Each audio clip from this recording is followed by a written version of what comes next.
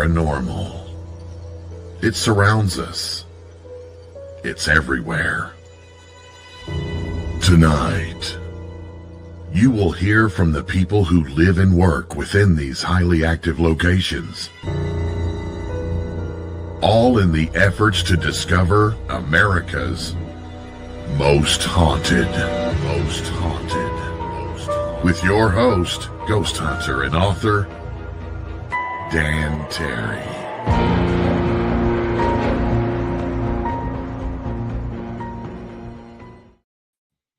Good evening, boys and ghouls. I am Dan Terry, your ghost host with the most haunted, and we are going to do some haunted stuff tonight. We got some interesting, amazing places to talk about. I got an incredible guest I'm going to introduce you to. It's summertime. Remember, just a couple, 3 weeks ago, I was complaining about the cold. It's summertime already. And what comes in the summertime? Well, let me tell you, as far as ghost hunters and ghost people, July 4th is a great holiday. It's the best holiday. It's an American holiday. July 5th starts Halloween season. And Halloween season goes from July 5th to about halfway through November, when the darn Thanksgiving people take it over. So we've got a long Halloween season coming. We're going to be talking about that. And this guest I've got today is Paula Dytko. And Paula is the owner-operator of P3, which is Paula's Paranormal Project. She does creative, immersive paranormal experiences for people. And it doesn't matter, guys, if you are a brand new investigator or someone like me who's been doing it for 30 years, you're going to find something with her stuff that you're going to love, because she takes these groups, she starts ghost tours or ghost haunts in places. She runs so much different stuff under the guise of P3. She's also a paranormal event planner and a paranormal travel specialist. So if you're looking to go somewhere where there's plenty of haunting, and the first thing I will tell you is West Virginia, but she is going to have the places for you to go where you're closest. You can hit so many places at one time. She's done destination paranormal events in Gettysburg. Guys, Gettysburg must be the most haunted place ever. New Orleans, Waverly Hills, I've been there. Mansfield, of course, I've been to New Orleans. We're going to talk heavy about that just because that's my favorite town, and other places. And she's currently working with New Orleans Paranormal Society to bring in this summer the very first paranormal conference in the French Quarter. And guys, if you have not been to the French Quarter, I don't care where you stayed, you've not been to New Orleans. So, but without further, let's bring Paula up here and we will talk about, everywhere, because apparently you're about everywhere. I am about everywhere. Everyone asks, hey, where do you live? And I go, little old Dayton, Ohio. But I literally take over the world. So yeah. Don't pigeonhole me in this little city here. I'm all over the place. No, I more put you in a bus and just constantly on a bus. Yeah. Oh, yeah. Or plane or train or whatever gets me there. What was there an experience or something in specific that got you this deep into getting other people into the paranormal? I think what it kind of all started back in my education. I have a history degree from Miami University. And it's American history, American studies, and film studies. And it was all about, how do I teach history fun? So history is not about just dates and names and timelines. It's all about all those little moments. How did we get to where we are? How did we survive? So I like telling those stories, those little unknown stories. And what better way than to go to the places and maybe bring some of that history back alive. Who's still there? Who's still talking? Who's still complaining about the cats and milking the dog or milking the cows? Or, getting a splinter. And I don't know. There's so much to share. And I love the little voices.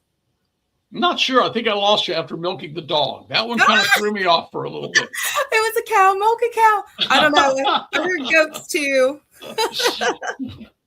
But so you're doing this. You've started it up. Yeah.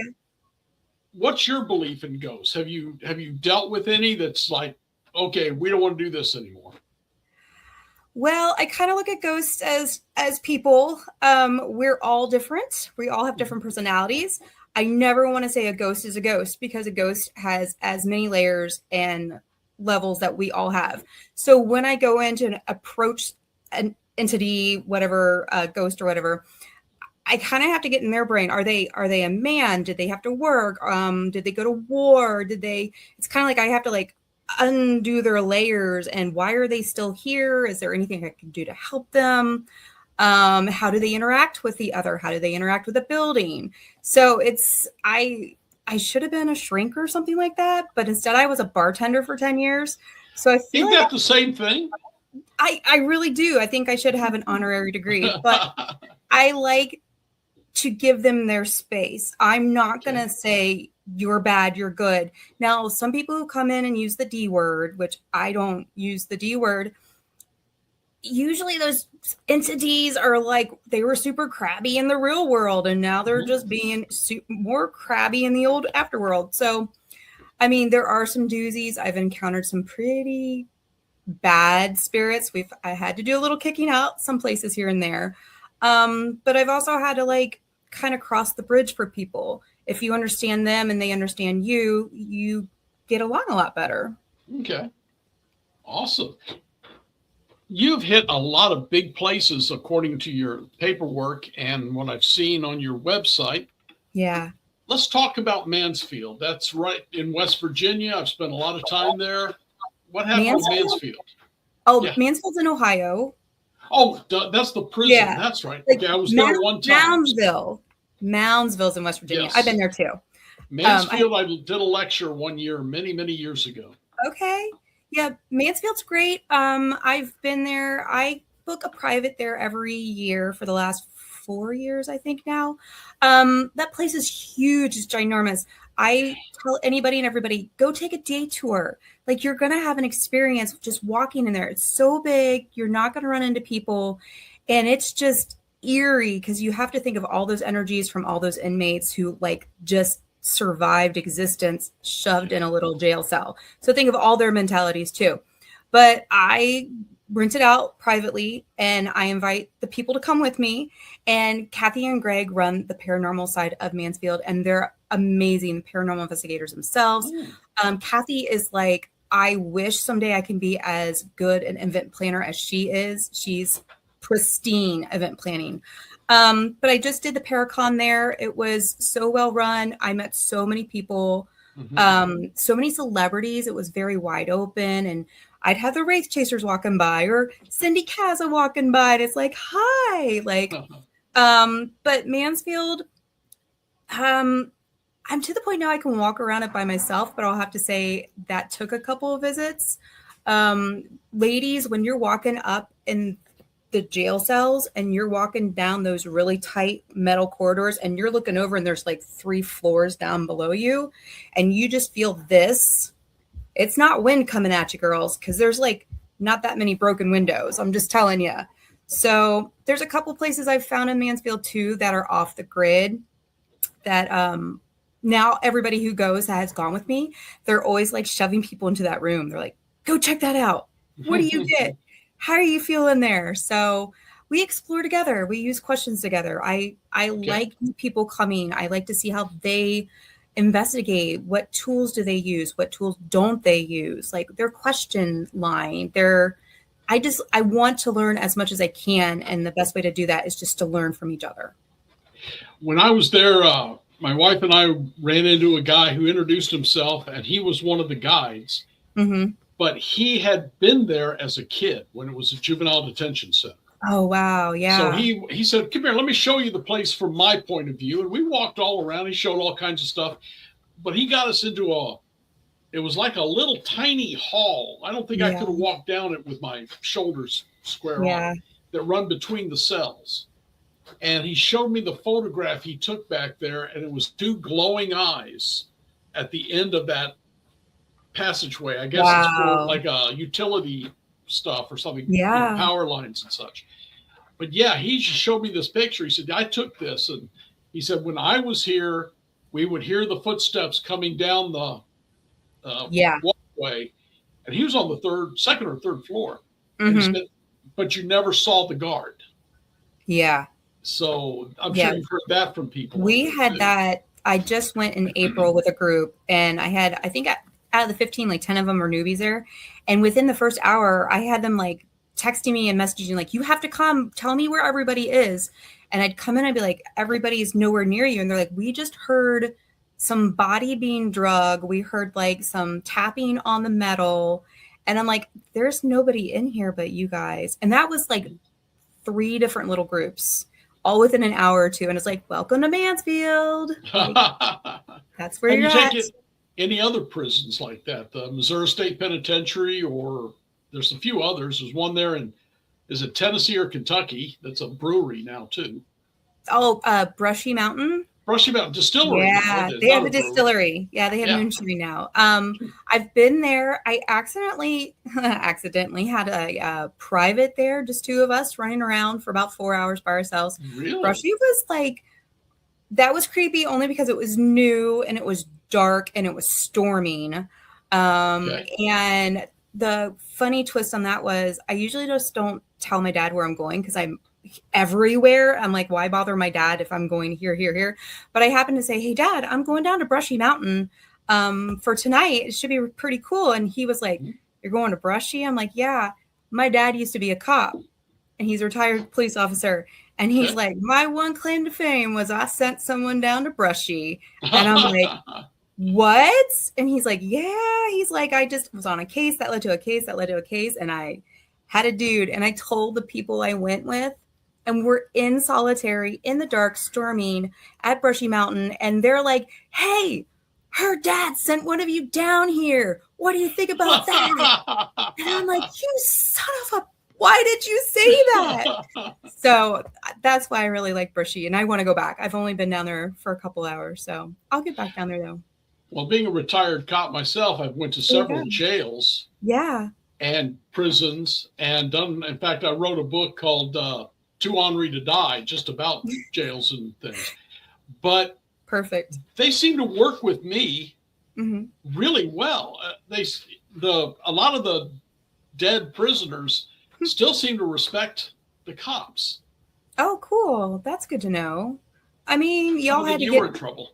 get along together. I mean, hello, there's one cop for dozens of men, so you kind of had to learn your middle ground. But I mean, when I roll in, I'll roll in with a pack of cigarettes or some candy, or I do have, thanks to Las Vegas, I do have some like nudie cards that I'll put out. So I'm like, I'm gonna negotiate with you if you're gonna interact with me. So I did the cigarette thing in the Missouri State Pen, but I got more results from a little nightstick that was about 100 years old. I got in my collection that was about this long. You know, it had a heavy weight on it. It's kind of the guards used to carry. And boy, they didn't like that at all. I bet they did not like that. Yikes. I think the best one was I talked to a guard who had died, had a heart attack during a scuffle with a prisoner. Okay. And he blamed that prisoner, and he was still there, keeping that prisoner in, and would not let him out of the cell. Oh, and that's a twist. Said, as I was questioning him, of course, with dowsing rods, he come up with, he was, I want to say he was like 43 when he died. I asked when he died, and he come up with 43, or how old he was, and he came up with 43. And I asked the guard, or the guide, and he said he didn't know, but he knew where to go check. And he come back a little later and said, no, he didn't die at 43. He died in 1943. He was the only guard killed on duty at this prison. Oh, wow. So that's always nice when what you're hearing from them is confirmed that way. Right. That is, confirmation is the thing you're going for. That's the goal of this whole thing. So now you need to check out the Missouri State Penitentiary. I already knew that. That's on my list for sure. It's just, when you go that direction, you got to hit a whole bunch of things. So I'm not just driving to Missouri just for one night. I'm going to go for a while. So well, I drove up there, but I also hit that haunted lighthouse there in Fairport Harbor. Oh yeah. Yeah. Mm-hmm. And Yeah. I don't know if they still talk about it. There was a place there in the same town called the Writers Inn. And it was a B&B. In fact, I think I recently heard it's now a private residence. Okay. But the front door had 36 big nails holding the door shut. Oh, And they wow. said, because one of the ghosts in there will open the door, and they had to use that many nails to stop it. All right. I need to find this place. Yeah. That's yeah. pretty... It's called the Writers Inn. And I can't remember the name of the town. It was near Fairport, though, because we stayed there while we was there. The woman who was running it at the time, her mother had died there. Okay. And in our room, they had all this antique furniture, and I put my little camera case up on top of the dresser. Yeah. And I walked away from it and suddenly heard the thunk, and it flew across the room onto the bed. Oh, wow. And told the woman about it, and she said, that must have been my mother. You don't put anything on top of her antique furniture. Oh, without a coaster. Right. So yeah, you should check that place out. Yeah. Do need to head. We last November, we 4 of us took a stab at the Midwest. We'd already been to like ISS, Indiana State Sanatorium, and we did Billy Creek. But we went on from there. We went out to Garnett House, Sally House, Valeska, Squirrel Cage. We were gone like 10 days, did 9 investigations. That was not a smart thing. I will never tell anybody that's smart, but it's a way to get it done. Yes. We did 2 nights at Valeska too. But yeah, so we went that direction. But a bunch of us wanted to go back to Sally House, and I don't know what they're calling it now. The McIntyre Villa. It was the 18. I think it's still the McIntyre Villa. Yeah, they just sold it last week. Off. Yeah. So we met Stephanie when we were out there, and I love her. She's like my spirit animal. But she was one of my early guests. Yeah. Oh, I love her. She's, oh my God, her mouth. Woo, love her. But she's a hard one not to like censor, but I love her. So we wanted to get back out there, but it's a long drive. It was like 12, 13 hours to get out there. But then I was like, oh my God, if I go out there, I'm going south this time. Like there's there's just so much out there. And it's hard when you get out there, you want to take a long time, but I kind of do that everywhere I go. Like, I have different tiers of people. I have a core group called the VIP 3s. They're just a group of people who really started with me at the very beginning. And obviously, like, you would probably be one because it's the people who are really into the investigating, who've been doing this for a while, who we kind of see investigating on the same level. I have little groups. I'm not a group. I'm not a team. But if you're a little 2, you're a little 3, you're a little 4, keep your name, keep your identity. Just come together and let's do it together so we can book cool places together. Because little old you ain't got $1,000 to book out, place. So that's kind of my thought and my philosophy. And then we kind of create these cool packages. So long story short, we're going to Philadelphia this Labor Day weekend. And my VIP 3 group, we're going to do Pennhurst privately, Fort Mifflin privately. We're going to do a tour of Eastern State Penn because they're not haunted, by the way. I just want to let everyone know, according to Eastern State Penn, they're not haunted at all. So, and I'm like that. It's fine. People, like, there's places who are like, they don't believe in ghosts or they don't want to be like associated with ghosts. But I'm like, you know what? Everybody's coming there to find the ghost, to hear the ghost. And you know what? They're excited to hear about you. They're excited to hear about you. They want to come to your building and give you money. Maybe you should throw a ghost in the conversation. You'll get a lot more attention. So, but I take people to these areas. We're going to stay at kind of a really cool historic Airbnb. I tend to pick the haunted ones somehow by magic. And we'll do the cheesesteak challenge. So for people who've never been to Philadelphia, you're going to get the food and the drinks and what's local. And we're going to eat at the local dives. But then we're going to do private investigations at places. So that's Philadelphia. November, I'm taking a group to Charleston, Savannah. So private investigations. I booked out the USS Yorktown for 8 of us. Wow. I'm like, what? I'm like, I just booked this big old ship for 8 people. This is going to be crazy. It's going to echo. The Yorktown has tours that last 8 hours, Right? And you still don't see the whole ship. It's I know. It's an aircraft carrier. I'm not going to know where to begin. I've toured it probably 2 or 3 times many years ago. Mm-hmm. I'm like, we're supposed to have a guide, and I'm like, I don't, guides hit and miss, but I want him to be like, no, we're going to go here and here, because you'll get lost. Oh, absolutely. So, yeah, and I've booked like the Sorrel Weed House in Savannah, Okay. So I do a lot of research. I do a lot of digging. I do a lot of getting a hold of people on Facebook who have gone places and been like, okay, where did you go? What did you like? What didn't you like? Mm-hmm. I talk to the people on site. And a lot of what I do, and I think a lot of people who go with me don't understand the complexity of the logistics. Oh, yes. It's every single person, every single location has a different set of rules, different deposit, different system, different hours, different ways of getting a hold of them. And I can't tell you, I think it was the trip I just took a group to New Orleans. 2 days before we were supposed to leave, 2 of my tours they didn't know I existed. 2 of them in 2 different locations. And I'm like, I am in panic mode, being like, I have 13 people. I am putting them on a damn horse carriage. If you like it or not, you figure it out. I sent you money. Mm-hmm. And it's going back and looking into your invoices. But you know what? All 13 people showed up. They came to New Orleans. We went to the Myrtles. We had that Myrtles house for 2 nights just to ourselves. We stayed in the French Court. They had the trip of a lifetime while I was in panic mode. Of course. Making sure they had the best time ever. And then they just turn around. I love them. I love my people, because they turn around, they go, where's the next one, Paula? And I'm like, oh, I haven't gotten this one cleaned up. What do you mean, where's the next one? So I'm building on those. I traveled already so much when I did history. I was a Civil War reenactor for 20 years. Oh, nice. So I traveled to a lot of Civil War places for history. And now I'm like, I can go back. They have ghosts. So I'm taking a lot of people back. And I love when people are like, I would never have gone there before. I never knew this existed. This is so super cool. I'm bringing my friends back. And I love to hear that, because that's great for me. Yeah.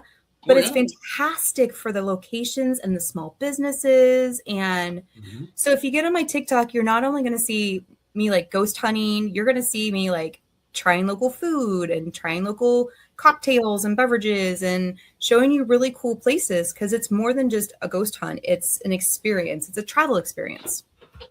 Let's talk about Gettysburg for a minute. Okay. That's going to be next month is the 4th of July. So that's always a nice time to talk about history. Yep. What was your most haunted place there? Where have you been? So I'm good friends with Kayla at the Farnsworth. I love her. She started out as a cleaning lady, and now she's kind of in charge of all the paranormal stuff.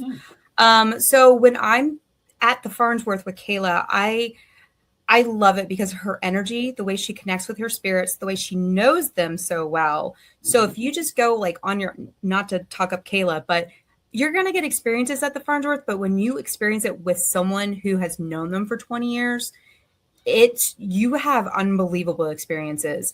If you ever go to the cellar of the Farnsworth for one of their experiences, this is my tip for y'all. You need to sit in the back, to the very back, and just listen. Take live listening with you, take a recorder. Every single time we're there, we hear conversations that we cannot make out because they're just where you can't.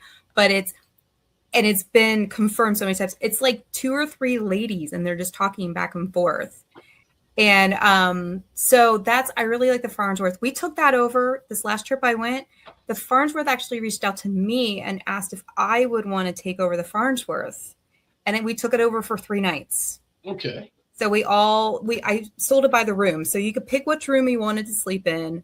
So we could investigate it, the main house. And then Kayla came and she unlocked the attic and the basement. And so that was a great experience. But I love working with Gettysburg Images. Okay. So Tom at the orphanage and Christina at Jenny Wade. I've interviewed both of them. They are incredible. I love them. Keep contacting me saying, come on down. We want you here for this or that. Yes. Really good people. it's so easy to work with them too. And they're so accommodating and warm, and they're just so excited for the people I bring, because Gettysburg is like a bucket list for people. People like sometimes don't ever get to Gettysburg ever. And I'm like, this is so easy. Just let me take you to Gettysburg.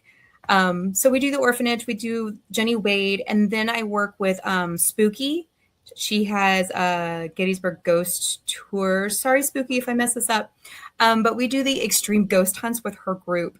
And that is the offbeat private locations. Like that's where we bust our gear out. They have it like a school. They have a couple, 3 or 4 different places. And my people have had some of the most amazing encounters and like experiences ever. And the fact that you're in Gettysburg, you're drawing from the land. Because like you said, the whole freaking Gettysburg is one of the most haunted areas. It's like thousands of acres of people who died and bloodshed and all that stuff. So trauma, exactly. That's just soaked into that area. So, I mean, I love when I get the borderline believers and they come back and say, Paula, I'm coming back to Gettysburg. We need the murder house. Get me the murder house. I'm like, but Brian, you didn't even believe in this like a year ago. And he's like, I'm a believer. Get me back into that house. So I love when I get people, and I get a lot of that because I do all sorts of levels. Like I do the ghost tours. And it'll be like, I'll have the ladies who want to come out because they want to be spooky. And I'm like, ooh, okay, we're bougie. Let's do this. And then they'll drag their husband. And then suddenly he'll get with me, or the husbands will be there. And they'll be like, oh, that's a cool story. I get to have a beer. We can do this again. And then I go, now look at all the gear I got, guys. And I bust out all the gear. And they're like, whoa. And I just hit their side of the brain. So I try to cater to everything. And like I said, I'm going right back to my bartending days and I'm reading the room. And when I get the glassy eyes, that's when I shift. Right. So I know where to shift. But anyway, Gettysburg is great. I'm going back. Paula, hold on just a second because I want to talk more about Gettysburg. And I really want to hit the Vasella, however you pronounce that, murder house. I have to slide away for just a second. I'll be right back. Do it. What do you think, guys? Is she boring? I don't see that. She's keeping it going. I mean, you know, I love a guest that I don't have to do much. I mean, this is their show. It's about them. She's got it. She's doing a fantastic job. I'm grateful for that. And while we're talking, I want you to check this one out, and I'll be right back.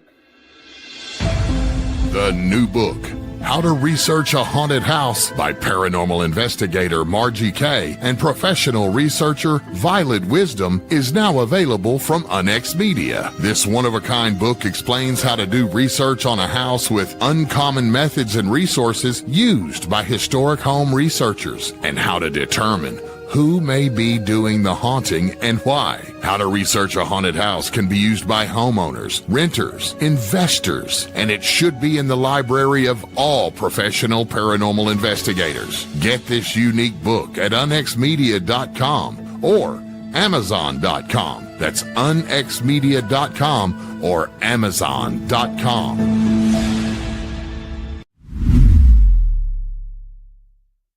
The truth? It's out there, and it's waiting for you.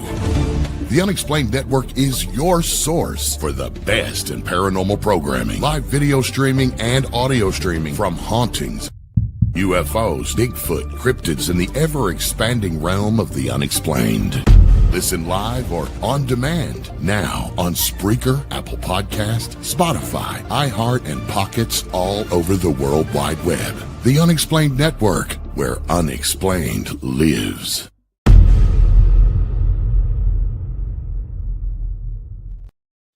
Guys, there's so much for the Unex Network. I need to tell you about it after the interview, of course, like I usually do. But there is so much going on. It's growing so fast. It's kind of crazy. I can't even keep up with the new shows coming up. And every time, you know, we got this many new shows, or we've lost these 3, they've quit, but we got these shows. And I'm thinking, all right, you're taking me off the air because these guys are a lot bigger than I am. And no, Dan, we need you here. We're putting you on the Monday to anchor the week or whatever. Like I said, a lot of shows going on. We've got a lot of change. There's the magazine we need to talk to about. But right now, I want to get back to Paula because she can take over the show. I don't care. I'm going to sit over here and have that beer she keeps talking about. All right. Or martini, whichever it is. I'll stick with beer for now. Okay. I got you. Gettysburg had so much but you cannot get onto the battlefield, right? Well, you can walk the battlefield during the day. You cannot walk it at night. We were told, though, by a local paranormal investigator that you can walk, the main roads you can take that kind of go down between the battlefields and the park area. You can park to the side and you can go in a couple feet because that's still public domain. Don't go beyond those the fences they have, because then you're going to be in some trouble. But I know they were policing them a lot last year because they had just had a couple monuments like graffitied on and destroyed. So yeah, we're talking like the cost of repairing them. There's just no one could afford it. So yeah, but Gettysburg, yeah. Have you been down to Vicksburg? I have been to Vicksburg via Civil War. There's just a vibe to the whole place, which is understandable with knowing the history, people getting stuck in there, eating the rats and the Z's and people taking over each other. And another creepy one is Andersonville. If you get down into Georgia, I've been there, but it was a daytime. I didn't do anything at night, of course. But I was there. It was an overcast, kind of rainy day. So I was like, my mom and I were the only two people, and it was weird vibe. Yeah. So that's another place where man had to survive by doing things that a man wouldn't normally do. Right. Exactly. So, but there was a lot of positive stories come out of that too. There are. Yeah, human nature like kicked in and people took care of each other. And I mean, just the fact that in Andersonville it was a Union prison, thank you, guarded by the Confederates. The Confederates didn't have food. So how are they going to feed the Union soldiers? So, I mean, there's just a lot. Yeah, there's so many different layers. It's not cut and dry. It's not a paragraph in a book. It's just dive into those diaries, dive into who people were. Right. And and there was one there where the soldiers themselves created their own police force and hung a couple of their own people because they were robbing and taking things. So, and the Confederates are like, here's the rope. Do what you want to do, man. Right. We're barely hanging on here. So, right. And I know a lot of the guards were going out hunting, just trying to bring food in for the prisoners. So it was a crazy time. And I can't even imagine a time of Americans fighting Americans that way. I know, like tooth and nail, people who just believed one country. And I mean, they believed so adamantly and sincerely about what they believed in. Yeah. But I mean, that was just like one layer of that. Like the South, like most of the farmers were just like, we're just trying to survive. Like we just need to feed our family. And y'all decided we're going to go to war. Like, what are we going to do here? Like, so it was not everybody tooth nail. I believe it's the government kind of threw them into these. Well, a lot of those soldiers come from families that couldn't even afford slaves. They didn't know anything about that.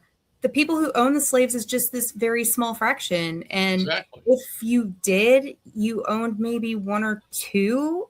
Mostly, yeah. And you were all out there picking cotton. You were all out there doing farm work. So, and a lot of times you all lived in the same house, ate at the same table because you can't afford to get new tables for them. So just come in and sit down. Yeah. And towards the end, how many of those small houses of people who owned one or two did they just stay on as family?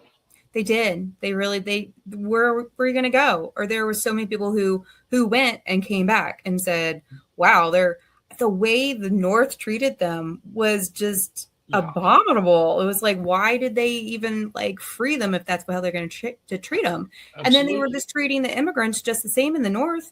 They were just taking them right off the boat from Ireland and putting a soldier's uniform on them and sending them out to get killed. So like there's some dark into every story. There's no good and bad. There's a lot of gray. How many Irishmen are buried under the Canal Street in New Orleans? Because that's who they sent down there to dig that thing. For sure. Because the blacks were too expensive. You didn't want to waste them. Exactly. Yeah. So all of these places have such history behind them. And I think everywhere does. Even the little towns I live in have had their historical bad times. So right. The axe murder house in Iowa. Tiny house. What happened to you there? Well, there was only 4 of us, which was really cool.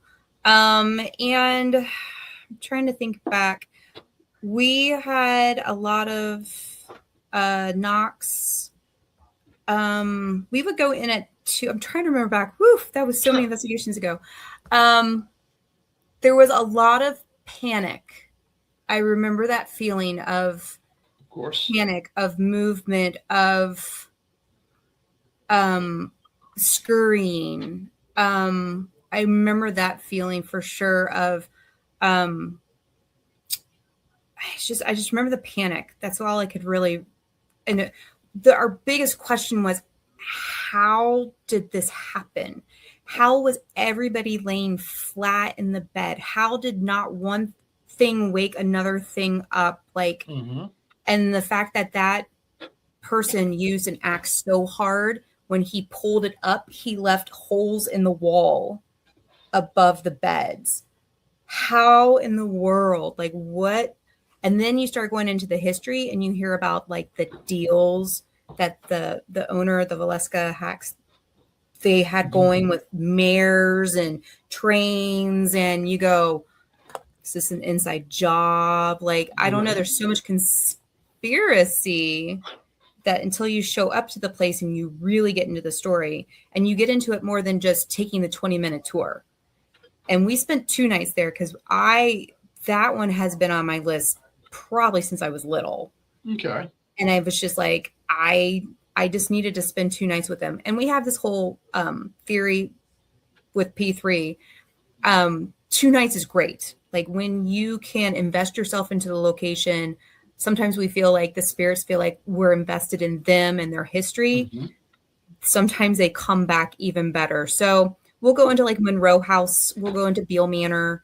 We're doing one later this year for Ashmore Estates, where like for Monroe, some of these other places, if we rolled in here one night, like if we rolled in here on Friday night and this is all we got, we would be pissed. Like we would be so mad. There's just nothing. It's been dead. But let me just say, we come back to next morning, or we just slept there all night. That 10 o'clock session, that 1 o'clock session, that 4 o'clock session, your daytime investigating during that split day is like crazy. Stuff starts happening. And then we just tell people, we're like, get ready. It's going to ramp up Saturday night. And it always does. It's really cool. I've noticed always, if I go back several times, it's almost like they start trusting you. Yes. And then they start letting themselves be known a lot more. Yeah, and you get to know them better, and you already start with their story. So you're like, okay, well, we already talked about this. What else are we talking about today? Type thing. So, well, it's time to get to the Crescent City. You are doing the first French Quarter-based paranormal conference, which is incredible. I mean, this is the area where Marie Laveau had her shop and her home, and she's buried there in St. Louis Cemetery number 2.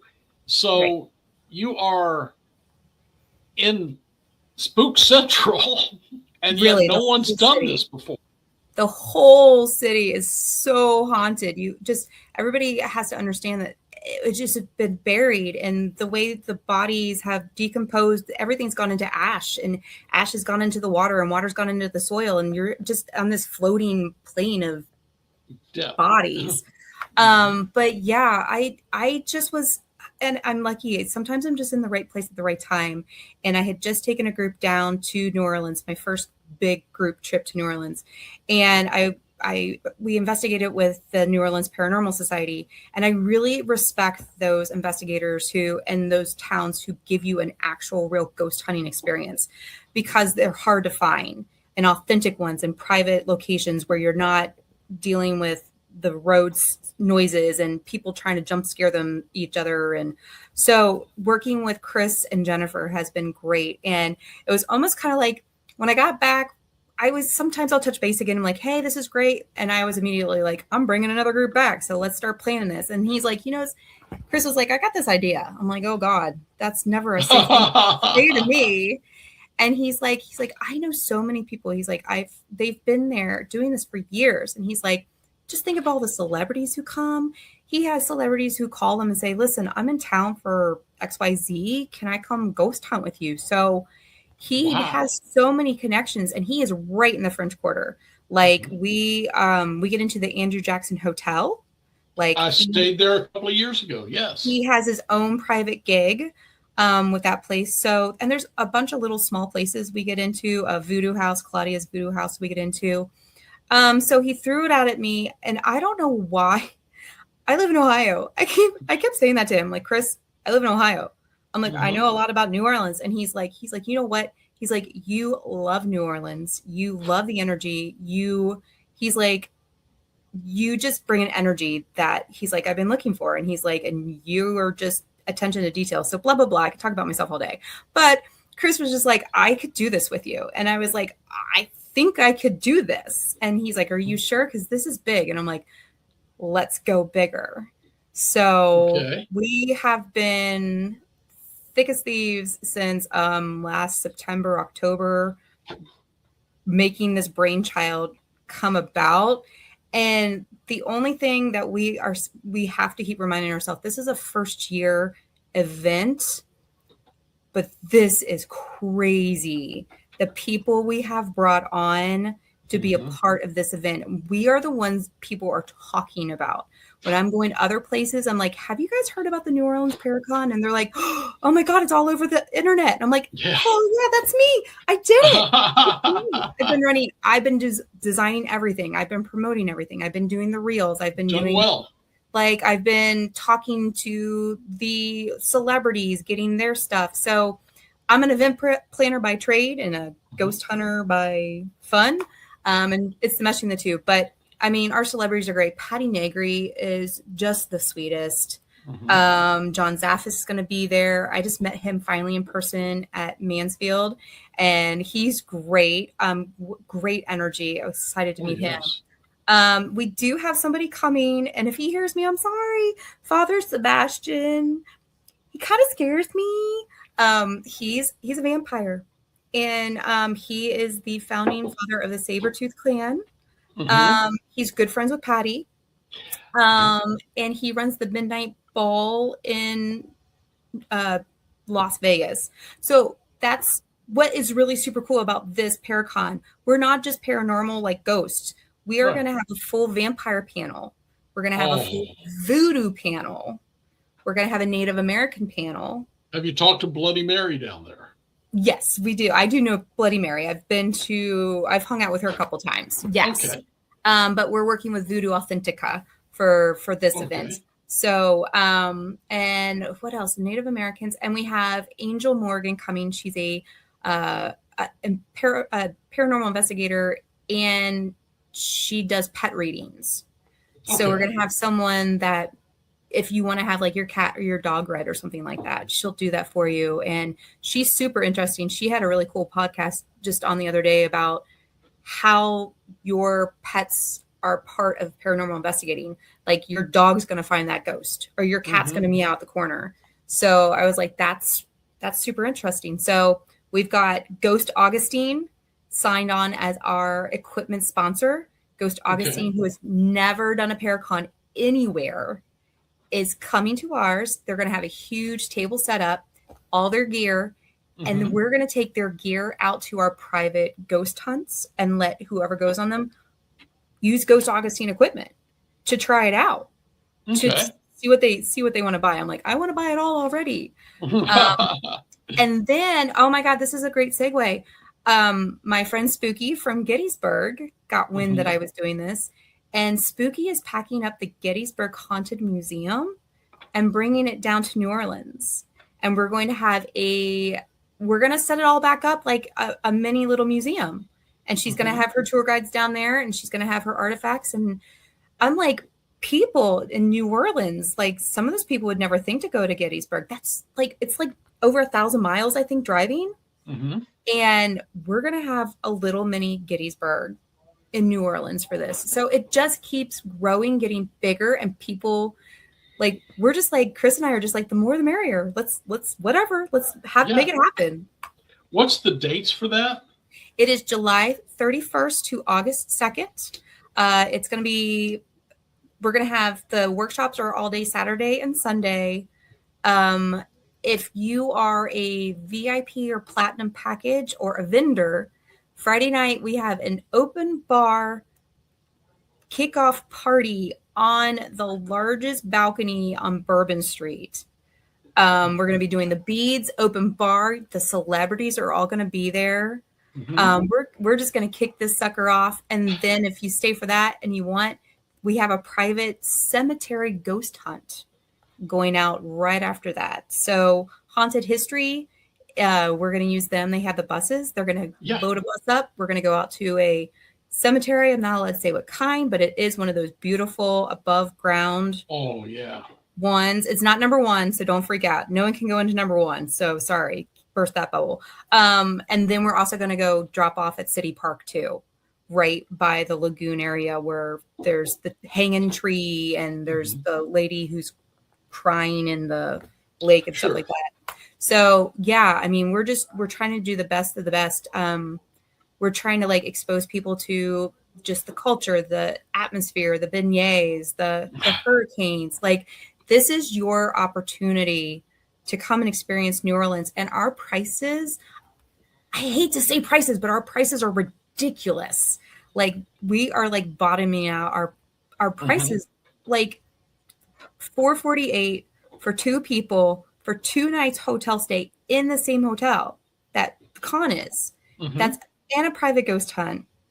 It just keeps going. Vendor access, all the workshops. Like, I've just been telling people, I'm like, come to New Orleans for a weekend. It's not like a week. It's like you're there Friday and you're gone on Sunday. So, I mean, you don't even have to miss that much work. But yeah, you can check out all that stuff on neworleansparacon.com.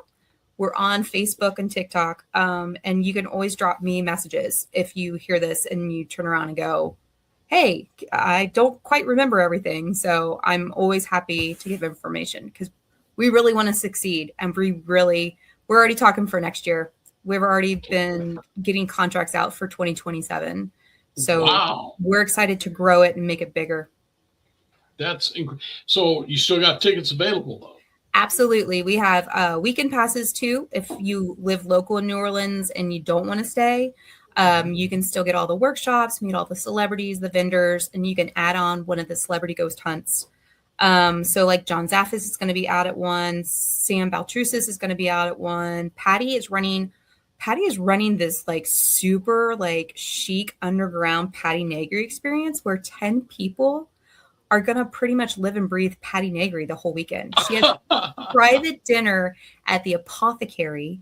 She's going to have a private reading at the Apothecary. The Apothecary. No, we were going to go there. This is the Vampire Apothecary. Oh, okay. Don't know that place. Okay. Yeah. It's a restaurant, but they have a really cool seance room upstairs where I've heard of it, but I haven't been there yet. And she's going to go, the Coffin Girls. She's going to do a investigation up there in the attic. Yeah. Private. The church is letting her in there? Oh my gosh. That's incredible. It's only for a couple hours. I think it's only for like 2-3 hours or something like that. But Patty and only that little group of people, there's two of those spots left, by the way. But right now we have 8 spots sold for that. And then she's gonna be chilling with Father Sebastian too. So you're gonna get the vampire on that. So it's just incredible. And we understand that this year we're just getting the information out. But Chris and I and Jennifer want this to be the one everyone's talking about. And that's Jennifer was a guest because she was trying to hook me up with that vampire. But Father Sebastian? Yeah, but he never responded when I sent requests. He doesn't. I don't know. He's busy. So that's fine. Maybe he's sleeping it off somewhere. In a coffin, most likely. Scares me. I think you'll be safe with them. I'll be fine. Anything else you want to talk about? The Paracon you've covered, and it's exciting. I wish I could make it this year, but I know I won't. Next year, I expect to try. Yeah. And make it, hopefully. But what else have you got going this year? Well, I loved how you were talking about spooky season starting July 5th. Yes. I do spooky season 365. I have a bunch of small towns here in Dayton that I work with. Waynesville, everybody's like, ooh, Waynesville is the most haunted village in Ohio. Oh yeah, that's my ground zero. That's where I started giving my tours. Miamisburg, Centerville, Middletown, Germantown, and then I also work downtown Dayton with the Spaghetti Warehouse. That's a really cool experience where we have dinner, I tell the stories, and then we get to go explore the floors above, which no one gets to. I'm literally the only person who goes up there once a month. Not even the employees or manager go up there. So it's a really cool experience. I love getting people into like the Baum Opera House, Andrew Vincent House, into these local histories and these local stories, and taking them through historic downtowns and supporting the restaurants, supporting the Dora, making people go, hey, I can't go in there right now, but that looks great. I'm going to come back and bring my kids or something like that. Okay. And getting people excited about history.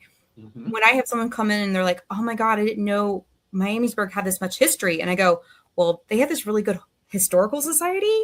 You probably should look them up. So just all levels, starting from the tours, working with kids, getting kids excited because I'm a paramom.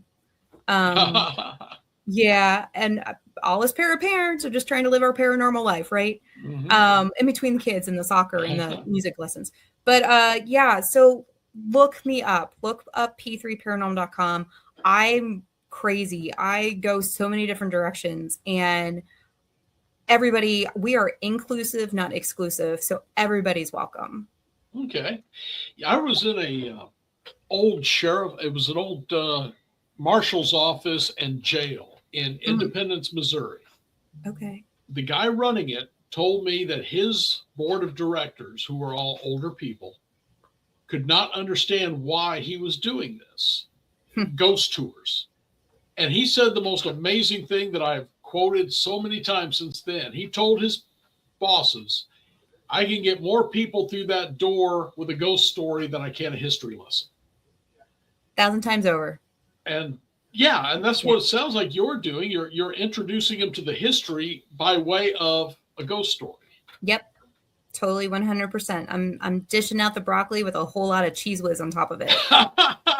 So, people are appreciative of getting the history out, and the museums are appreciative of it. And I do it in a very respectful way. I'm not running into buildings screaming, cursing, provoking, instigating. Right. I'm going in there to honor them and to tell their stories and to bring them back to life and get people excited about it. There's a huge movement away from provoking now. Almost everyone I talk to refuses. I've done it. I will do it. Depending on, in prisons, jails, hey, that's what they understand. Yeah. But I've never done it just because I wanted to. I mean, ghosts have to make me go that direction. Yeah, if they're going to give it, then I might give it. Like, it's a little like, especially in like prisons and stuff like that they just talk like that. I mean, they're rough and tough. So you might throw a little bit back at them. I'm not against it. I'm not against a Ouija board. So it's given the situation, and every ghost is different. Like, just like I said, like every person, every ghost is different. Paula, I think we're going to end right there because I like that saying. Every ghost is different. You're absolutely right. So it is, and let me check one more time here.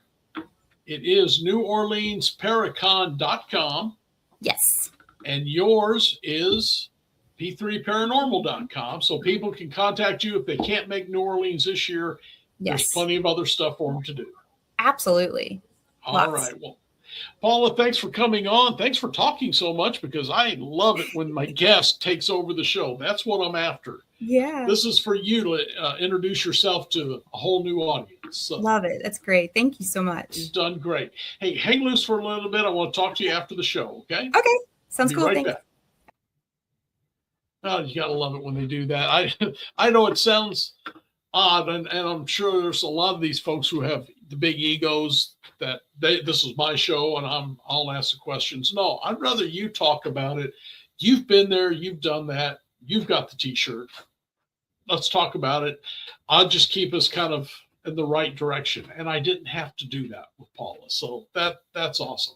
Hey guys, I want to remind you about joining the UNX network. It's simple. And by the way, I keep saying that. You guys know what I'm going to say if you've been around much. It's the Unexplained Network. We used to go by that. Then we changed to the UNX because it was shorter and it got confusing. And now we're back to the Unexplained Network. But guys, we've got so many shows on there. It's myself, Michelle Roos out of Iowa. She's got her ghost show, the group out of Ohio. And their show's name is Crossing the Bridge or something like that. And I've worked with this team once when I went to the Blennerhassett in West Virginia, Iron City Paranormal, and they are great. They've got their own show here now. Plus, we've got shows on cryptids. We've got shows on, UFOs. We got a bunch of UFO shows. Race Hobbs, who is my producer, and he's the one who really got me going on here. Race used to get the guests up for some of the really huge UFO conferences, like the one in Arkansas, the Ozark Conference. So he knows all these big names. He's got a bunch of these people on the shows. Again, conspiracy, cryptids, all of it's on here. And it's all free. Just hop on YouTube, hit UNX Network and see what's coming on. Check back. I've got all of my shows, or most all of my shows on there. There's a lot going on there. But to join, you go to unxnetwork.com, drop down a little bit on the screen. There's the stuff you fill out. And for that, you get the blog. And guys, I can tell you, every week the blog's going crazy with all that's going on.